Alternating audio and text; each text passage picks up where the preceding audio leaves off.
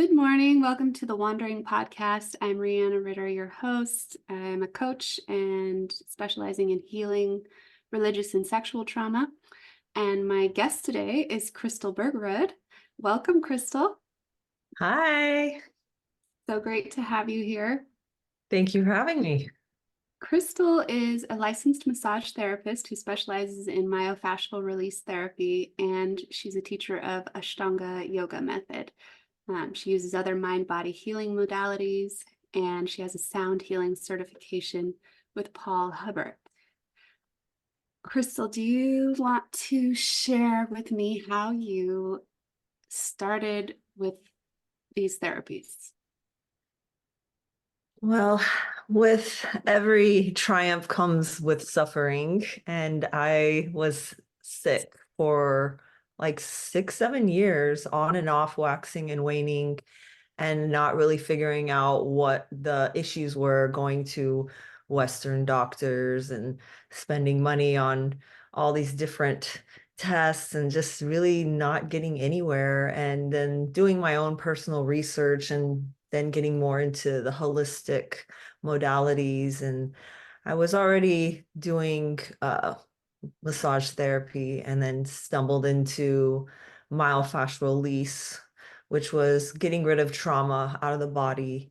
And that not only changed my life, but I wanted to add that as a repertoire for my clients as well. I also got into my spiritual path with Ashtanga yoga, connecting more with myself, connecting mind, body, spirit, and treating the whole person, not just a diagnosis.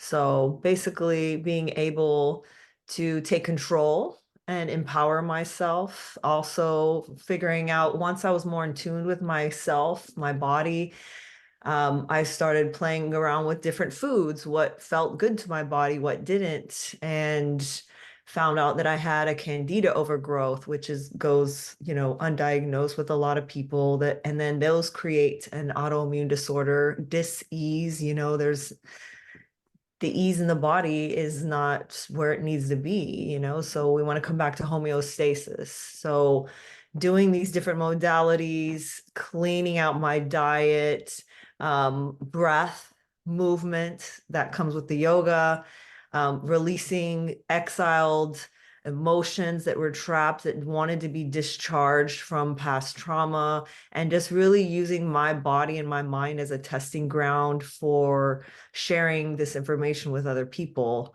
But it did take a long time to crack the code. And once I did, I was like, there's so many people out there that are suffering and are being misdiagnosed and don't have the right tools or guidance. So it really, my pain got turned into my passion and basically part of my mission. I want to share the mind body experience and connecting in that way. And I want to bring also people back home to themselves. So a lot of education on the science behind myofascial release, different self-care techniques, and just basically all the things that I endured through that time was like needed. It was like shining the diamond of where I was supposed to be. And so everything divinely guided me to this moment right now, talking to you about the things that at once in my life was like this big drama.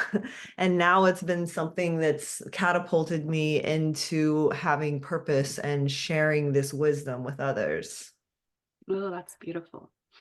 Yeah, our Western approach tends to be we'll have a physical symptom, so we'll go to the doctor, and they'll, since they don't really treat emotion and trauma, they're just looking for physical evidence of something and treating the symptoms and not the cause.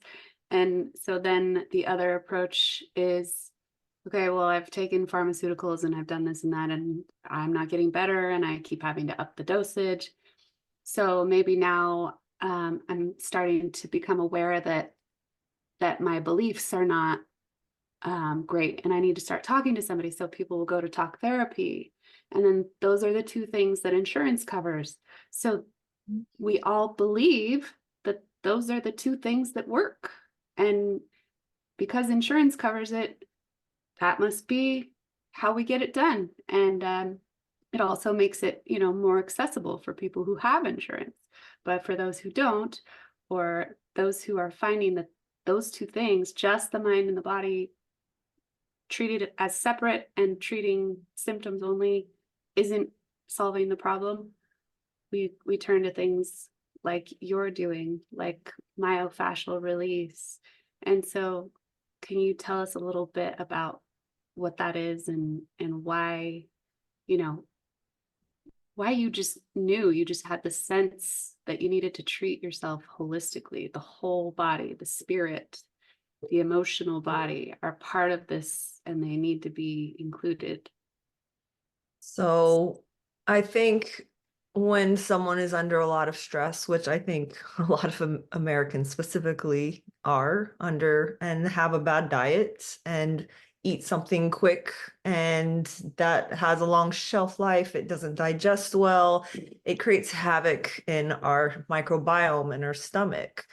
And we just become accustomed to the aches and the pains and the constant inflammation in the body, and it just becomes like, oh well, you put a name on it, oh I'm just getting older, or oh this is in my genetics, and we create a story and we believe it, and our minds are very powerful, as you may know. And when we place power in those stories, they are just being replayed and replayed and replayed. And a lot of times we're also caught in this fight or flight scenario in our body. Even subconsciously, we don't even know. We're just in this constant state of anxiety, worry, and that places havoc on our body. So that throws everything out of order. And so there's high cortisol. Like if you get one rush of cortisol, like it takes like 2 weeks to get out of your body. And so we're constantly under attack in so many different levels.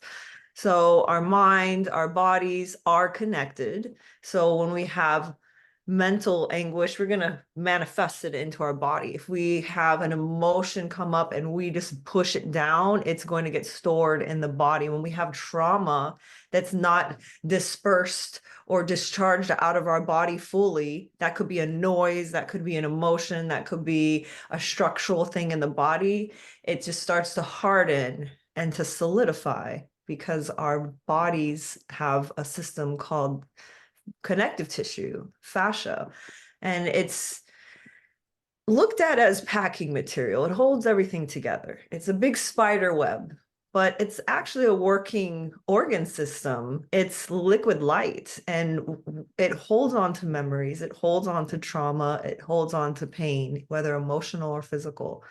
So when we go through these traumatic experience or micro stress over and over and over, now we're causing disease in the body, which are becoming diagnoses and symptoms. These are just symptoms, but we're not dealing with the root cause, which is the emotion.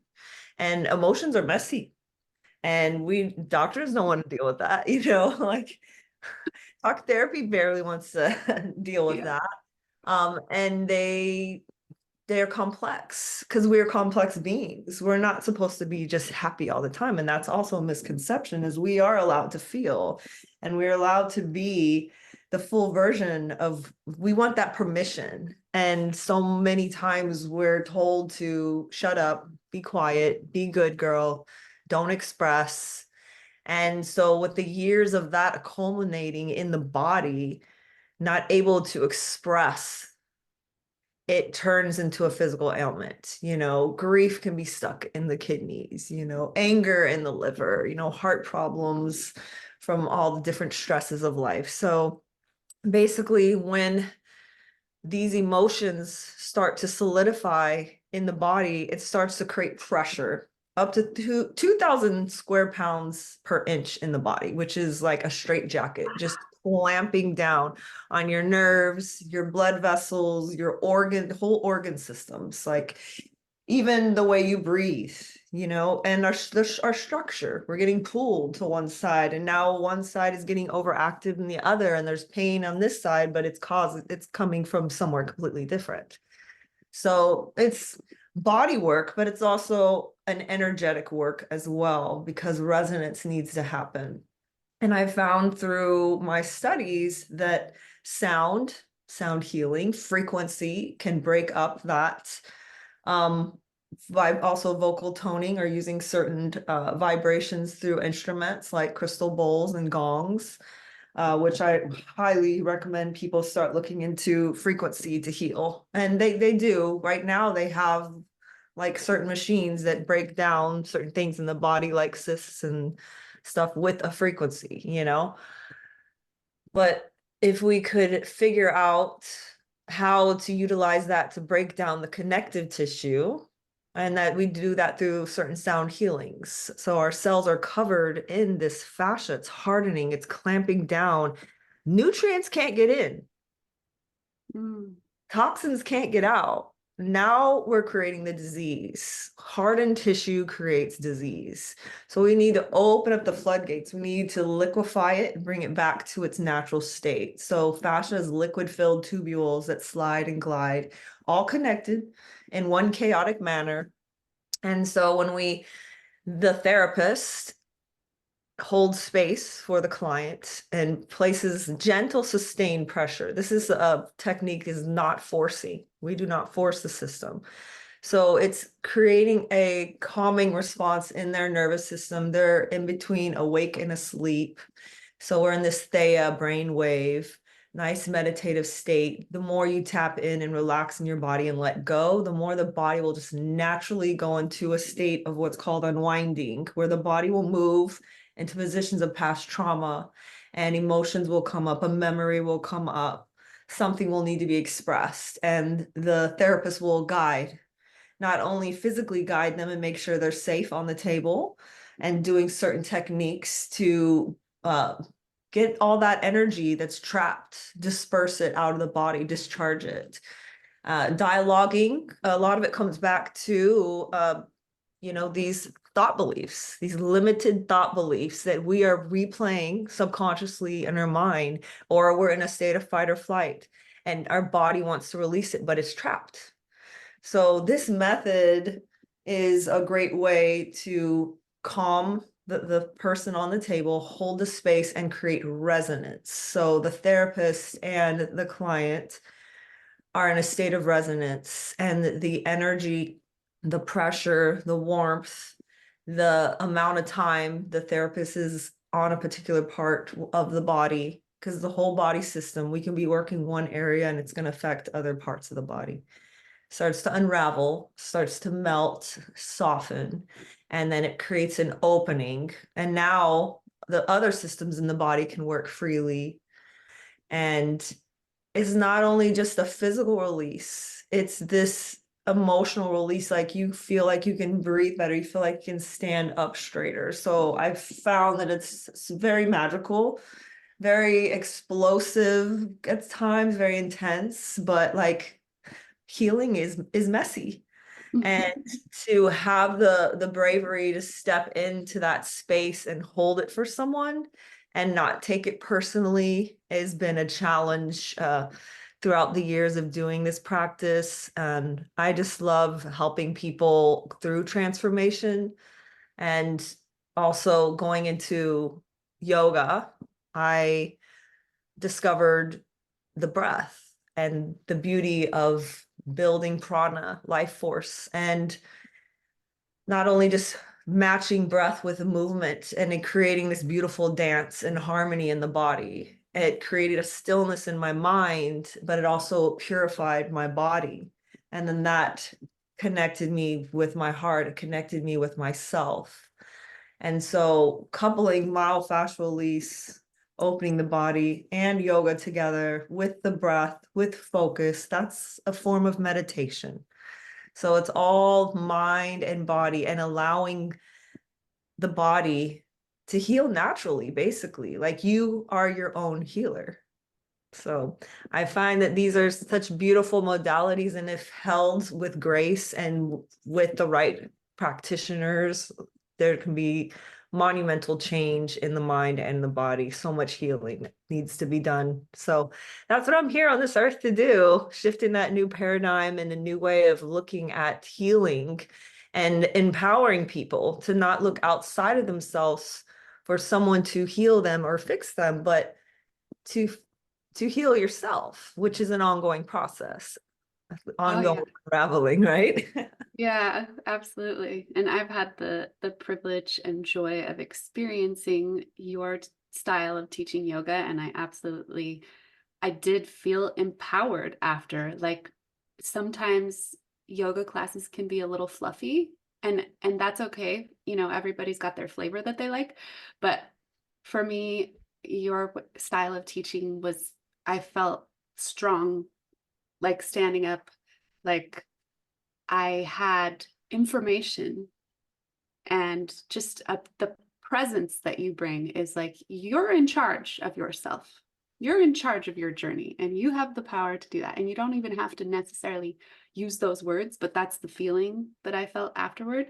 And then with your massage, like I was blown away by the just the energy that you put into it, and the feeling, like the strength in your hands, and the because you have this, long, lithe, beautiful, graceful presence and body and look to you. And then, when you touched me, I was like, oh my God, I feel this sense of security and safety and release. And it is magic, and it is really healing. And I think we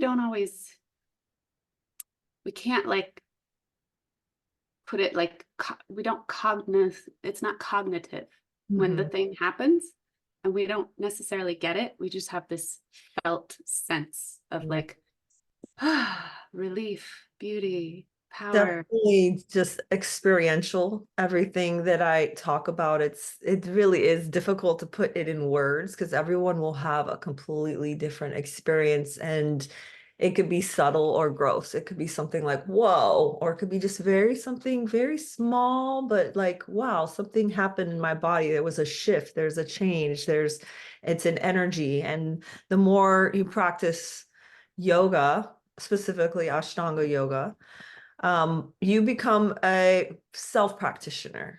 So it's not, you'll always need a teacher to guide you, but you become more sufficient within yourself. You're not having someone outwardly tell you what to do with your body or how you feel in your body. You become more aware and more sensitive energetically. And for me, that creates a space where I can just go more within myself to find the answers that I need.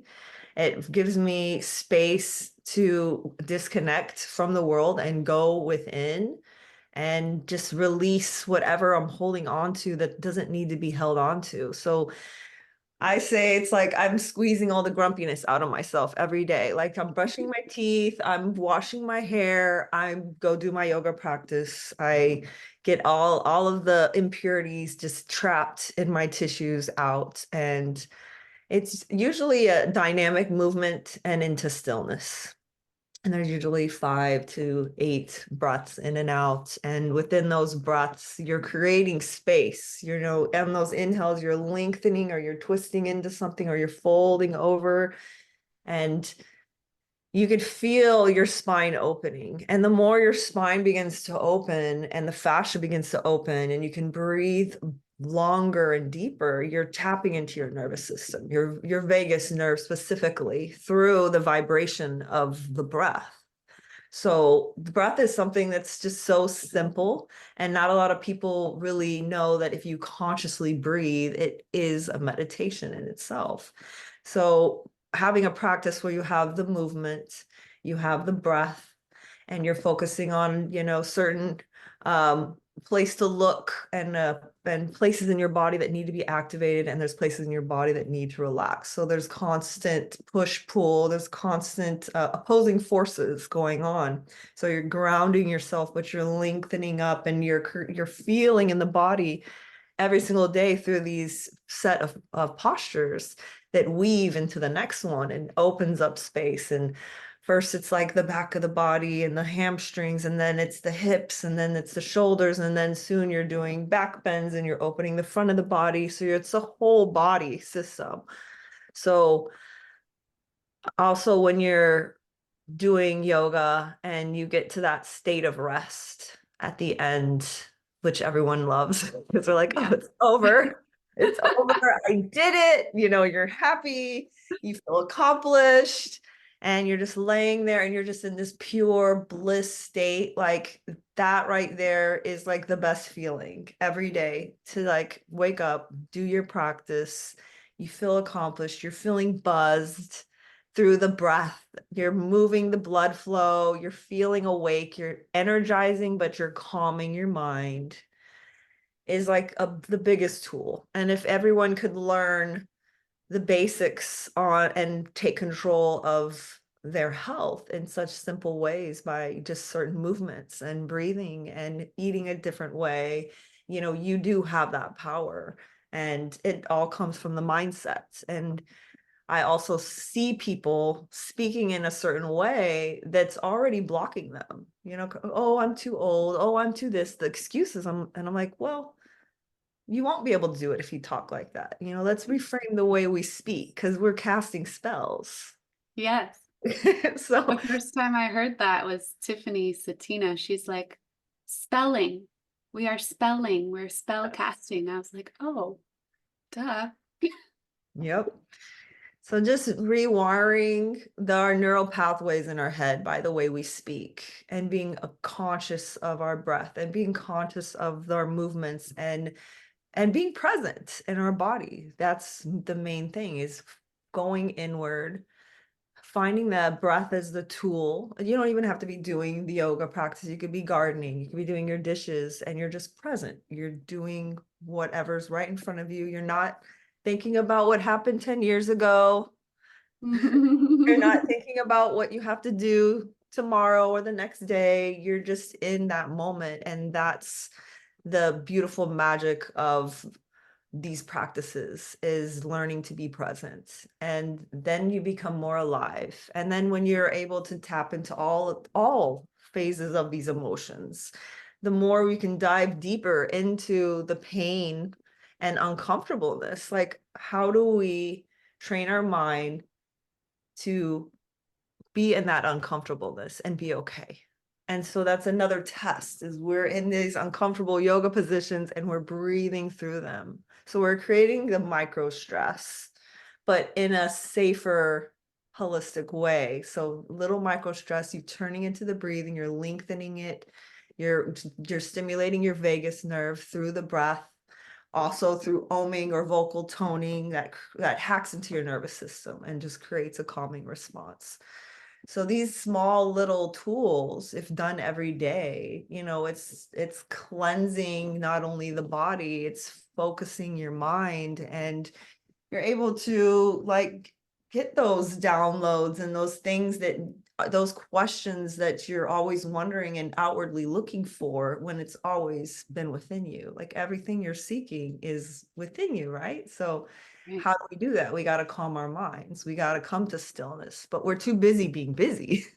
Oh, yeah. Being busy, we're too busy being numbed or distracted or dissociating. So I find it beautiful to take all of these gifts, the sound healing, the breath, the yoga, the body work, the stretching, whatever you want to call it, energy work, and bringing all of those modalities together and creating a women's retreat, or also small workshops, like a weekend workshop, and even adding dance and embodiment practices. And that's one of my major goals, is to elevate this into a bigger business. And so right now in co-creation and bringing all of these ideas together, and hopefully soon I'll be running my own retreats. And that's mainly the biggest goal that I'm very lit up and excited about. Just again, bringing people back home to themselves and empowering people, educating people on how to heal themselves.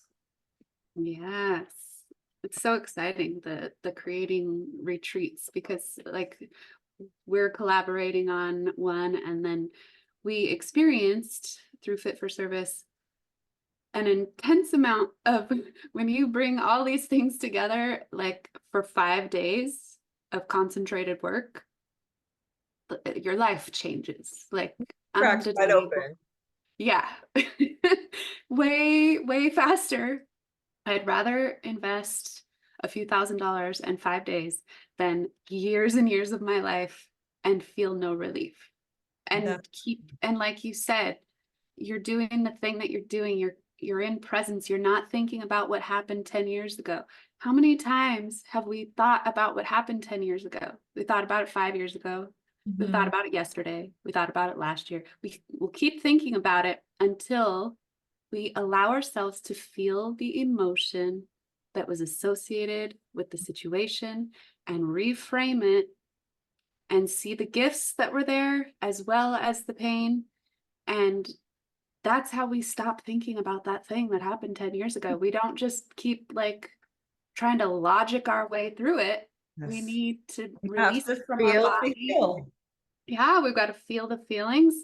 And we have been trained to believe that we need to be productive. We don't have the luxury of going within. That makes us like a loser or just somebody who's wasting time. Like having the belief that trusting our own guidance and being present in our bodies and enjoying our actual sensations is ridiculous, untrustworthy, or a waste of time is why there are problems in this world. It's why we don't feel safe. We're always looking for somebody else to tell us what we need. And so, of course, we're sick.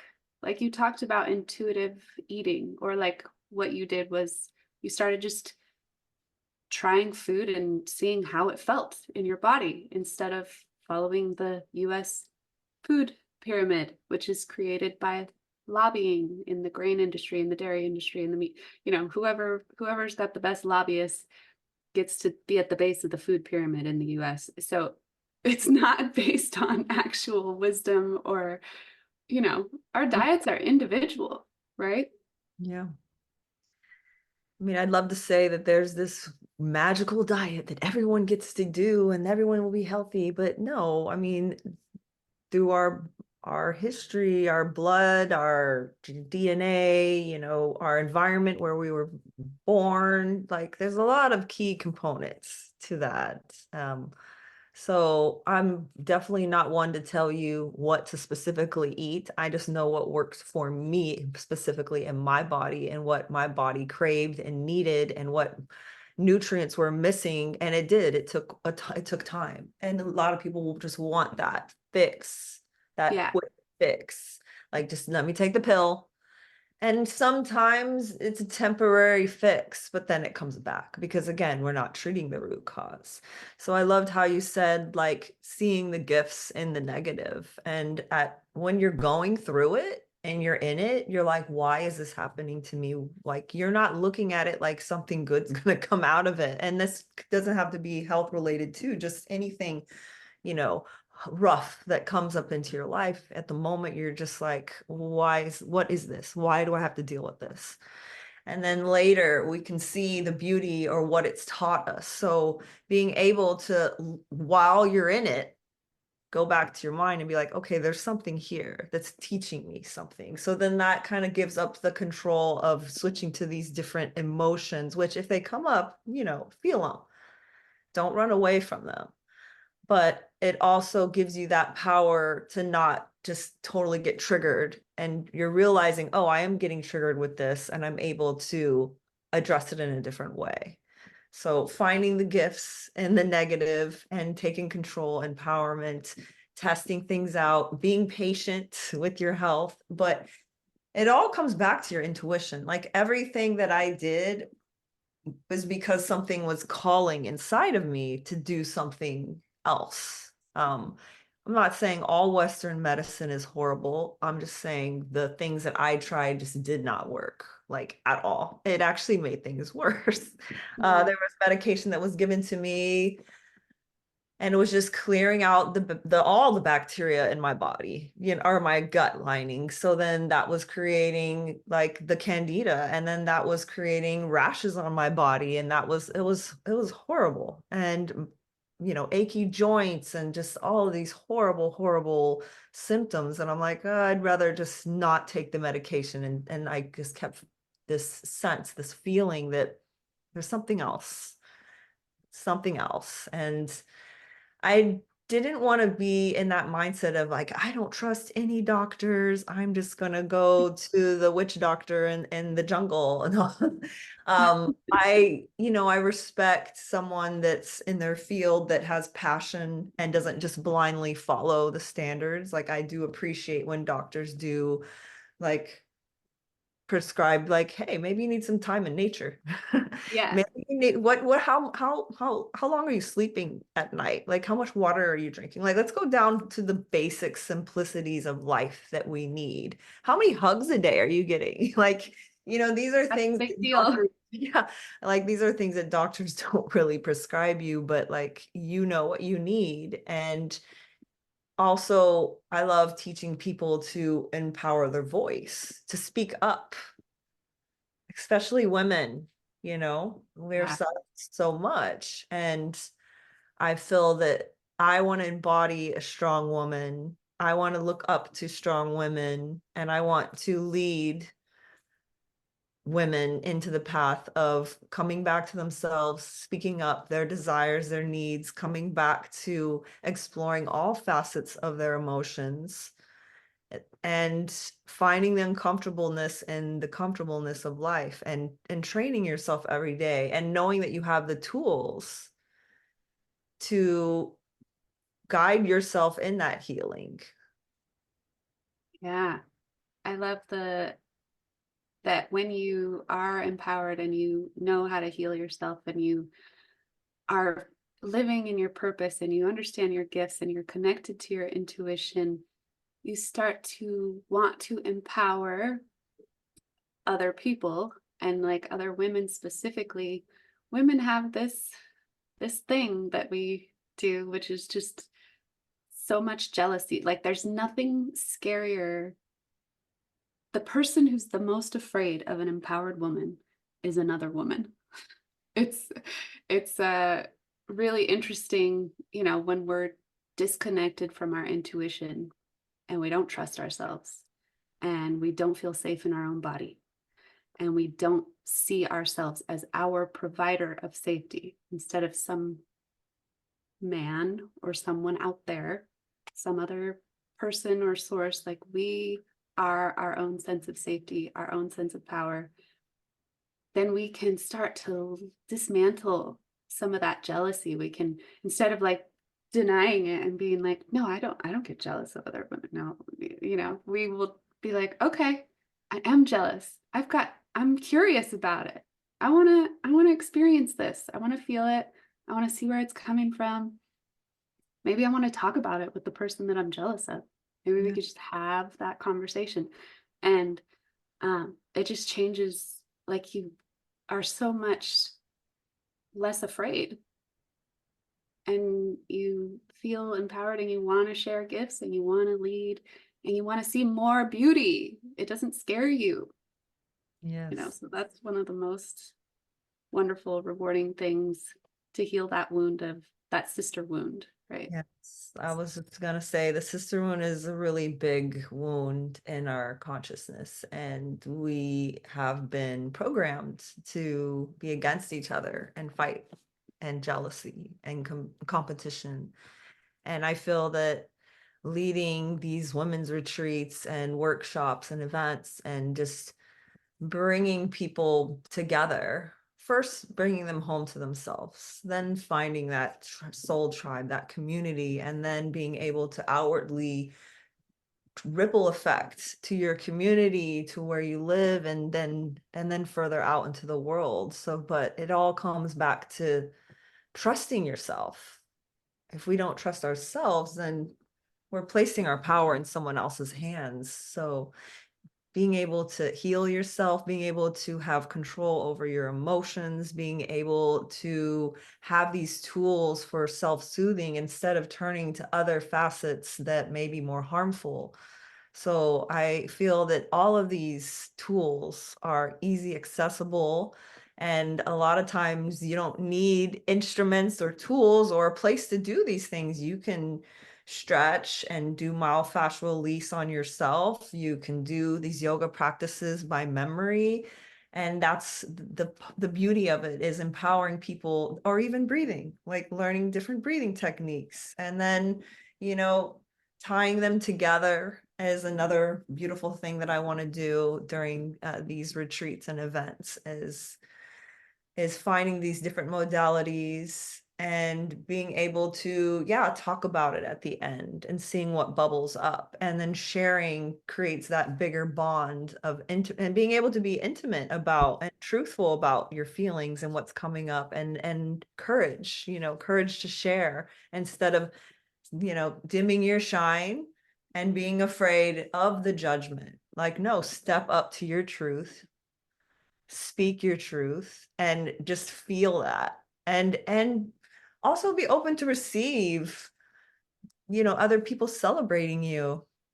And when you find that tribe and those people like-minded, and I shout out to Fit for Service, of course, everyone that I've met through the program, even the coaches, have been life-changing. And there's other programs out there as well that you can access or find, areas in where you live or somewhere online, and find your people. But you have to be your truest self so that you can find people that are on your same vibration. So if you're hiding or masking or acting like what society wants you to be, or you're just dimming, here's your permission. Here's your permission. Be yourself. Tap into the weirdness. Shine your weirdo light so other weirdos can find you. And I mean that in a loving way. Yeah, I think, I was doing so much of that. I was doing corporate accounting, and even when I started my own accounting business, still I was just like, well, I have to dress this certain way because I have to look like an accountant or people won't trust me. And I have to act prim and proper or people won't trust me with their, money. Not that I was even touching their money. I was just keeping track of it for them.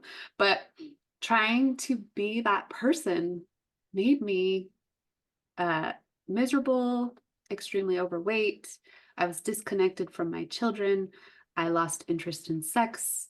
I couldn't be myself. And then, when I finally was like, I need community, and I can't keep walking around with this fake smile pasted on my face, doing and dressing in ways that just don't feel right to me. Like, I grew up in Lake Tahoe. I want to walk barefoot through the woods and not be stared at like I'm strange. And, I want to touch trees and just hang around outside in nature. I don't want to sit at a computer all day. So it just finally, that desire to find community and to just accept that I don't have to be in relationships with people who don't have the same interests with me. There are people that have the same interests as me. I'm going to go find them. But first, I had to embody who I really was and take off those masks, like you said. And otherwise, how can we find each other? We'll never know. We'll be hiding under those business suits or whatever it is that is the flavor that you bake. Yeah. Society normies. I find it beautiful when someone can just unapologetically just be, just being themselves. You can see that radiance come from them, and their emotion, that happiness or that authenticity.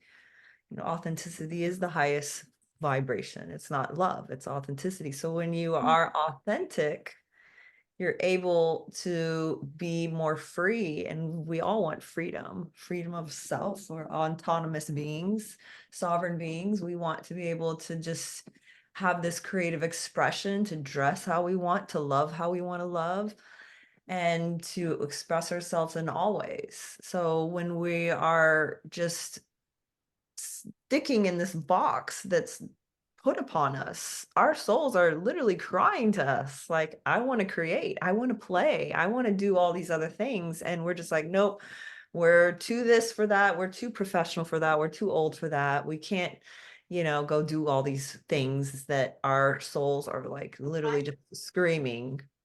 So I feel like being able to tap into play, to be able to receive the love and admiration of your peers, and to take um take all of that energy of trying to give to everyone else and basically give it to yourself.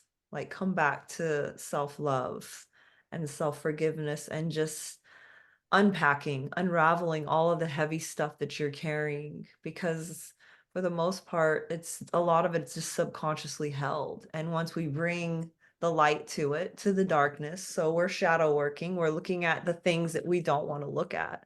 But once we do and we release that from our mind and body, it just creates this lightness. And then it feels like you're just up leveling, like energetically.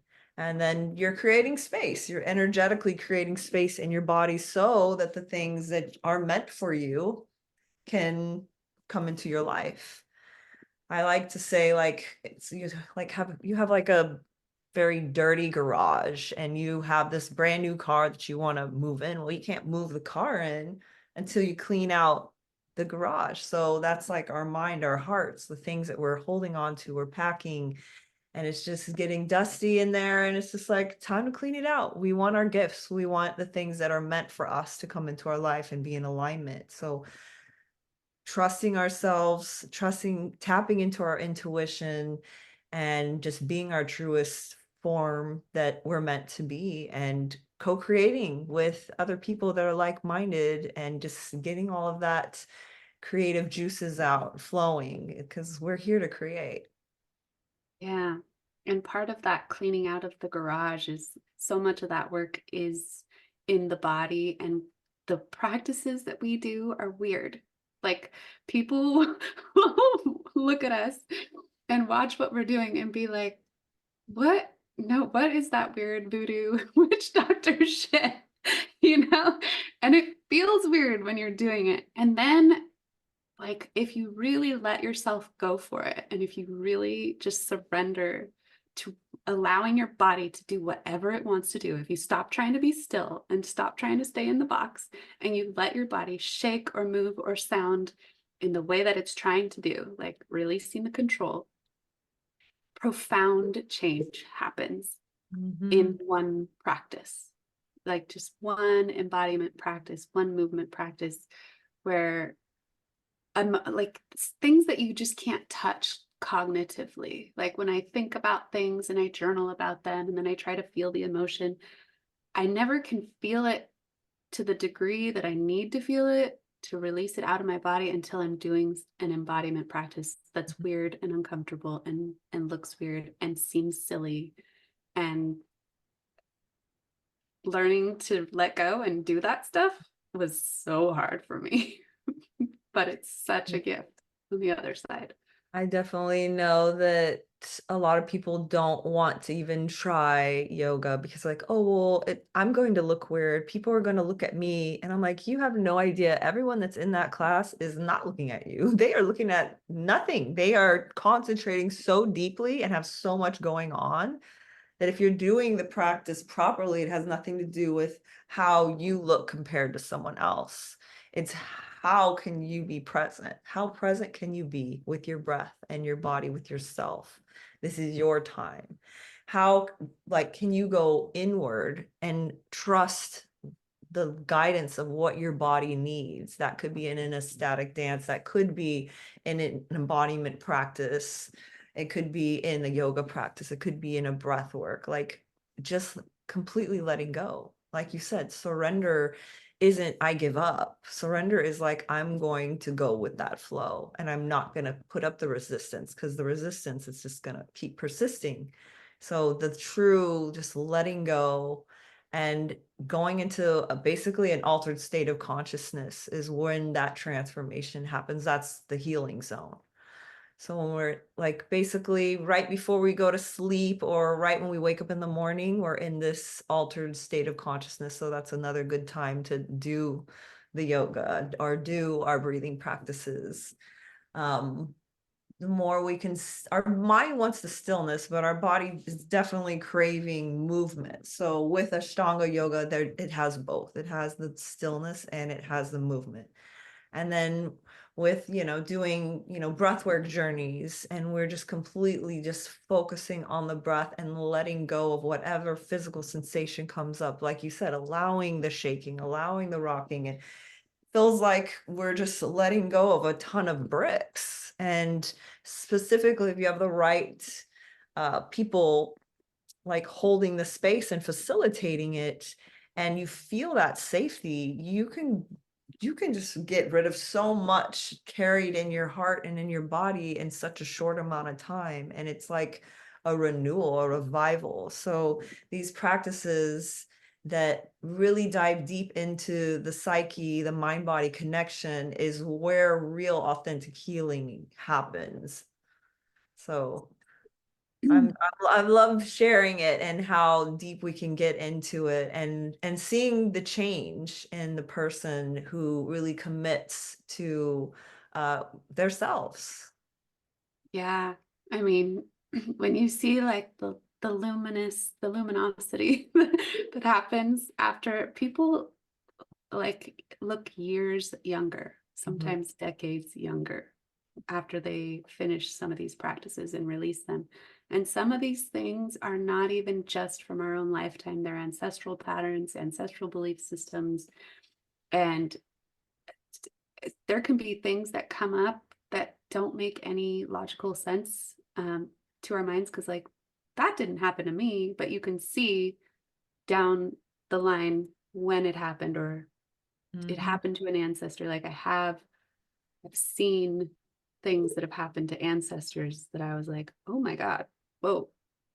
And then seeing how that is showing up in my reality because it was nature and nurture. It becomes nature and nurture where it enters our DNA, trauma changes our DNA, and then those changes are passed down to our offspring. And then also just the way we are raised and the way we are spoken to, we repeat to our offspring and we keep passing that stuff down. And so actually getting to move that stuff out of our tissues, we can stop passing it down. We can create a safer life for ourselves. And the way we create a safer world is by feeling safe in ourselves individually and being connected to our power and intuition.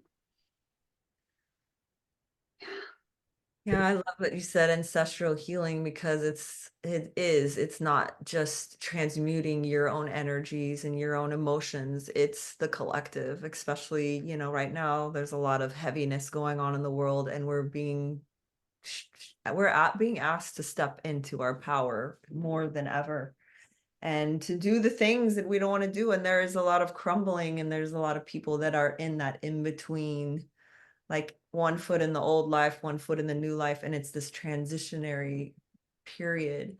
And a lot of people are being asked to step up and to utilize whatever tools necessary to be in your fullness. So it's not about just working on everyone else and helping everyone. Let's all just decide to help ourselves and to be the best version that we can be, and then to support each other. It's a solo journey, but we don't have to do it alone. And that's where the community comes in. So being able to know that you're not doing this just for yourself, you're doing this for all of humanity. So this work is so vital, not only for your health and well-being, but it trickles and ripples out through your family, through time and space, what's come before you and what's coming after you. So this work is very important. And I just want to light people up with the work, excite them, empower them to take control, And to also, let's make it fun sometimes, like it doesn't have to be all like heavy and crying. Like healing can be fun. And that's another misconception, is like dancing and expressing, dressing up, doing these ecstatic dances, embodiment. There's a lot of fun that can be had. And like, yes, emotions of laughing is a great way to release as well. So being able to tap into all emotions is a beautiful, beautiful tool. It is. And to do that with your community, like you and I got to spend the most time together at Envision and at a plant medicine retreat, and we were having the whole experience, the Mhm. whole spectrum of emotions, and we got to hold each other in it and to like dance together and be ecstatic, and to also talk about the things that are really hard and crunchy and tears and all. And it, I mean, what better way to experience life with your community and with the people in it, like to not have this fake shallow relationship that only we just smile and say polite things to each other. Like, please, that is so boring.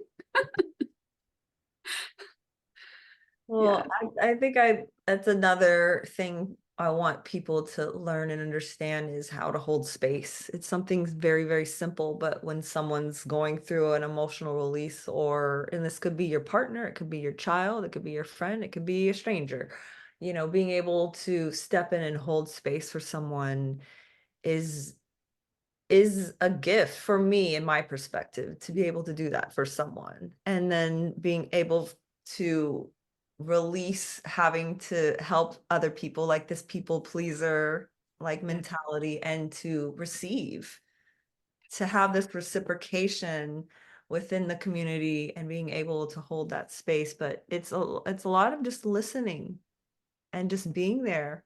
And you don't really have to do much. You don't have to tell them how to feel. You don't have to give them the answer. You don't even have to say everything's going to be all right. You just sit with them and hold the space.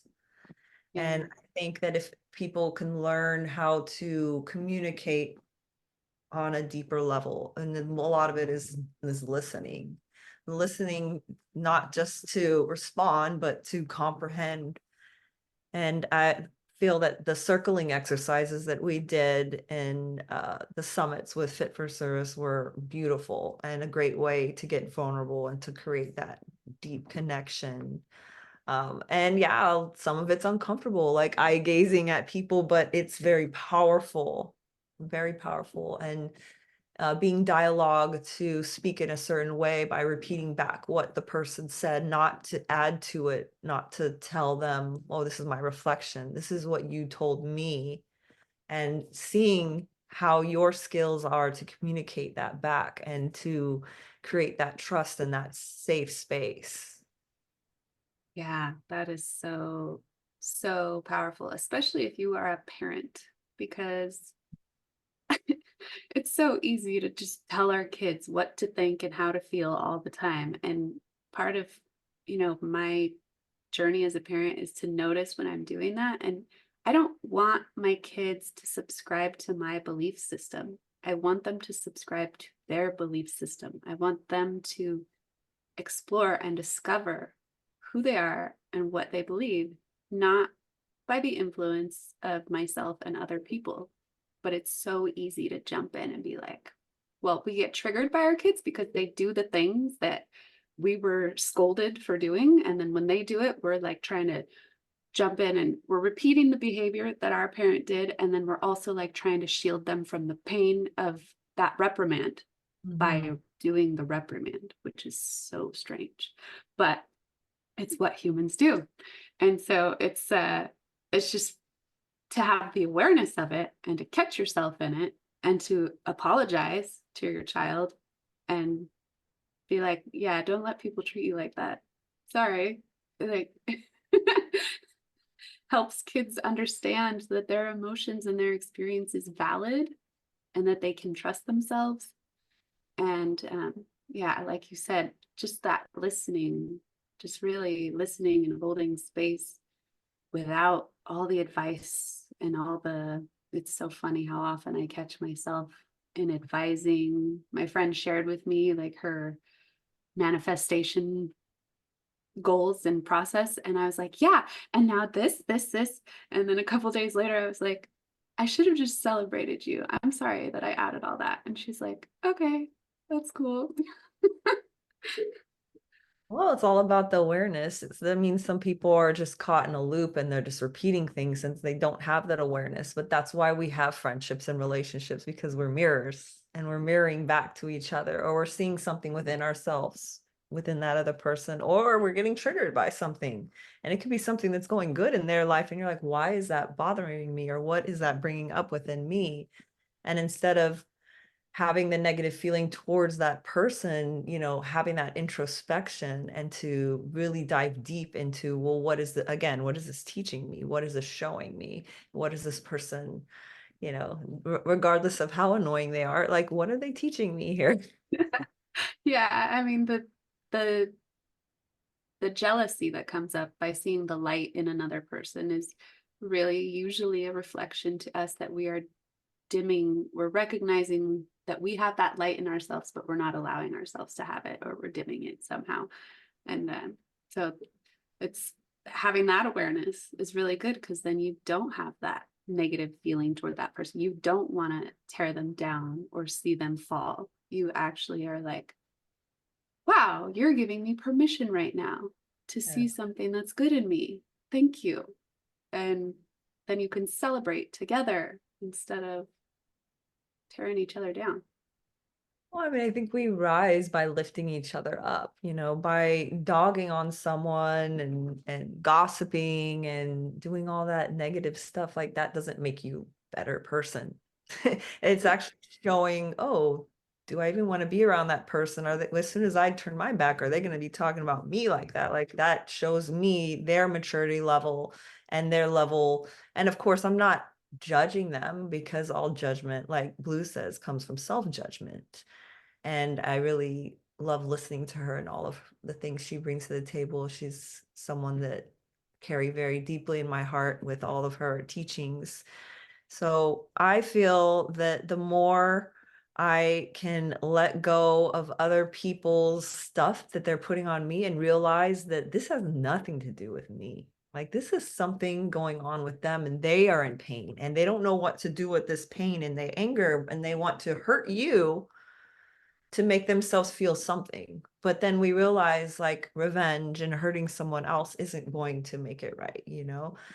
So more introspection and compassion. So those are both like practices as well. Like, yes, going inward, talking to yourself, writing, doing your journaling, whatever it may be. I like to just go on walks and just kind of like unravel my thoughts as I'm walking my dog, and certain things will bubble up and I'll be like, well, why did this bother me? And, I just really start diving into my own psyche with these things. And also doing like the dream interpretation that we did with Godsey is really helpful, because just stuff bubbles up into my psyche and I'm like, where is this coming from? Again, what is this all about? It can be very intense, but I know that it's all like teaching me something. It's all necessary. But when someone's in pain and they're attacking you, or they just don't see eye to eye and they just constantly want to fight you, like, putting up boundaries. Like, boundaries is like the biggest one. Is like, I can love you from afar. I don't care if you're my family member or you're my friend of 20 years. That can all change, overnight with friendships and stuff. And just trusting those gut feelings and those red flags before they become too crazy. But I feel that, like, the more I trust in myself and in my intuition, it never leads me astray. It's when I deny my feelings, it's when I deny what's alarming in my body, my gut feeling in my heart. When Yes. I deny that, that's when things go sideways. Yes, yes. And one of the ways to prevent yourself from being reactive in those moments and making the wrong choices, the breath, like you said, Mhm. like Yep. taking that pause, slowing down, breathing, giving yourself the space to feel, how is my body responding right now? My body's not happy. We're not moving forward. Breath is like one of the most simplest and magical tools of just like getting out of the head.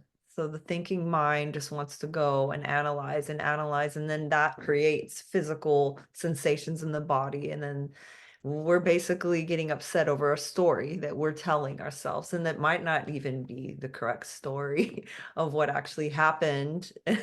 And we, especially with text messages these days, everything gets so misconstrued, and it's like It does. It does. it starts to tailspin over something so small. So it's like, okay, you've created, or I've created this bubble, this protection around me, energetic bubble and calmness, peace, and I'm not going to allow someone or some small thing to like interrupt that or to tear that down. So I'm building this energetic bubble, and I'm going to stay in my peace, stay in my calm.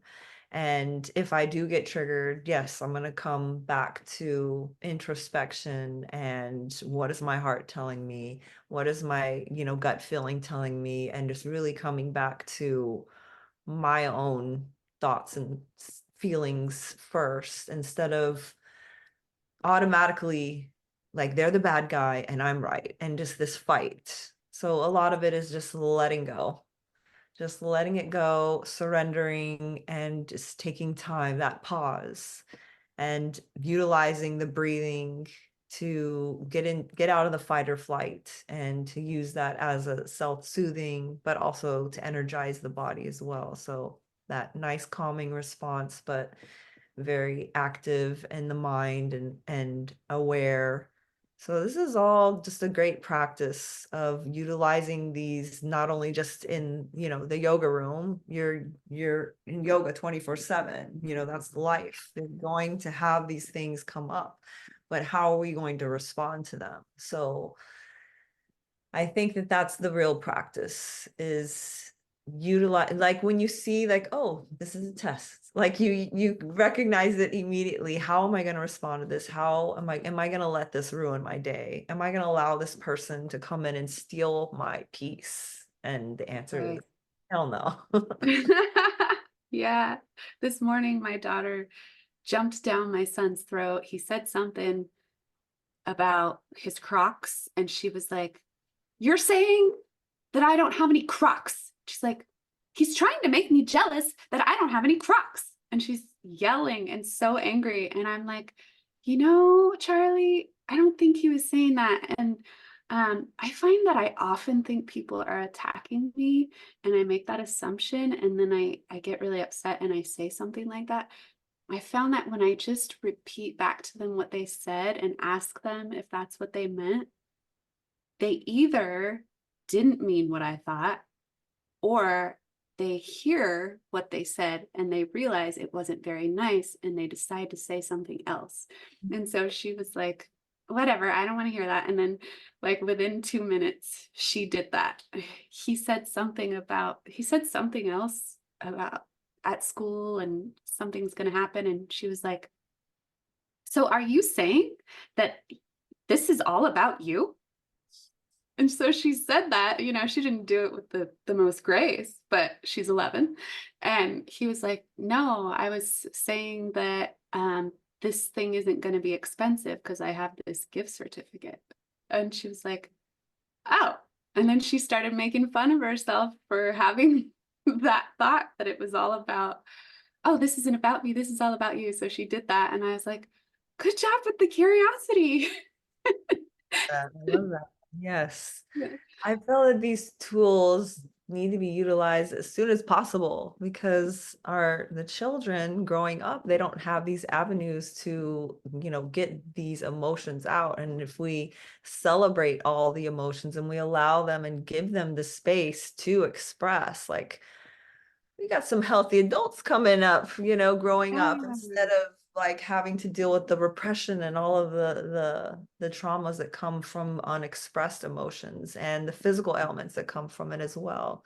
So learning these tools at a young age, I've done a couple of children's events and teenager events, all ages, basically. Yoga, anyone can practice. Breath, anyone can utilize. Stretching myofascial release, like there's no age limit. I've unraveled, you know, a baby in the belly, and I've worked on geriatric bodies. So like it's for everyone, even animals. Wow. I've had myofascial release on my dogs. So I mean, this is for any living human being. They even have equine therapy where they work on horses. So there's a lot of magic that can come from this, and I feel that we need to teach these skills so that we have these self-soothing mechanisms instead of, again, creating unhealthy habits for the children. Yeah. And then you recently, if you want to, I mean, we're on time, but um, if you combined a bunch of different modalities with some of your clients and just you approached it from a place of play, if you want to talk briefly about that and how that went and how it felt and what you saw. I think, just being in the flow of life, and we have a certain mindset of, oh, I have to do this. But when we think of it like, oh, I get to do this, and you come from a place of gratitude, I was able to just play and, see what would happen. Like, okay, let's add this, let's add that, let's customize this session to what this person needs from what they communicated, from what my intuition tells me, and was able to combine multiple modalities to treat and hold space for authentic healing, and being able to utilize my voice for vocal toning, breath, movement, all of these things that I love, and then seeing that person walk out of the session with like this amazed like look in their eyes. And so then that fires me up, because I do have that desire to help and to shift our consciousness into self-healing techniques. And so when someone feels the effects, like literally immediately, they walk out completely satisfied, they learn something, and they keep coming back, not necessarily just to me, but coming back to themselves with the modalities. And if they have questions, I'm always there to, answer them and support them in those ways. But definitely figuring out different programs for groups of people, but also doing one-on-ones is very powerful as well. So I feel that when you come from a place of play and curiosity, like you said, it's using imagination, it's tuning into your intuition, and it's in creation mode. So it's not, oh, I have to work. It's, oh, I get to play, I get to find out, I get to see.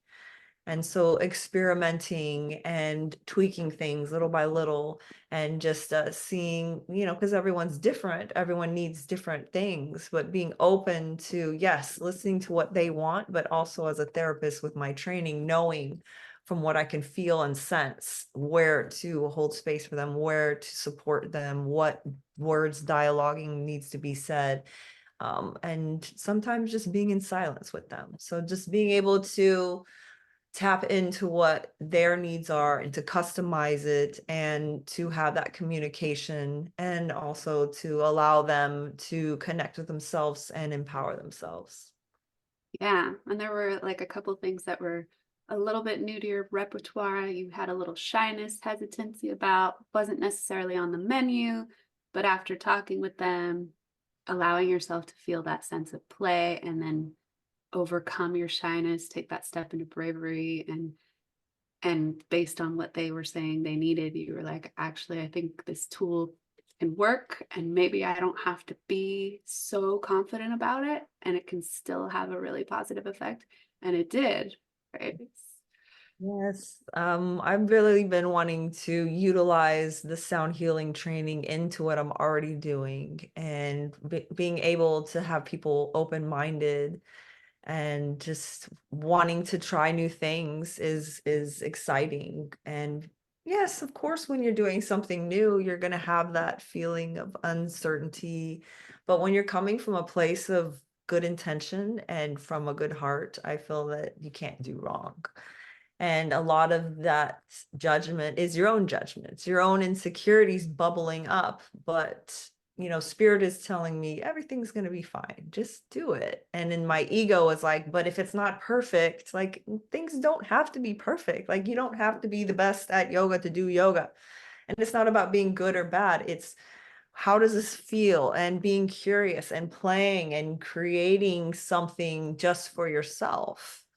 And that could be a beautiful gift that you can give to yourself. If you give yourself that time and that self-care, so much can come from that. So just being in a state of play, being open to new things. And yeah, some things can feel like weird or not what you're used to, but that's how we learn. Beautiful. Not having to be the best. You don't have to be the best. You can still do it. Yeah. It's like any artistry. You don't have to like sell all your artwork to get therapeutic purposes out of it. Like you can do art just for you. It's not about having to show it to the world. Of course, yes, show it to the world.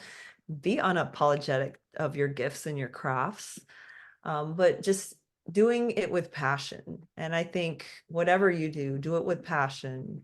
Be playful, and everything doesn't have to be so serious. Serious just like sucks the life out of things. So like, yes, you know, play is very necessary to get the creative juices flowing and to keep you on a higher vibration. So being able to be in play, to celebrate, and to just unapologetically be you.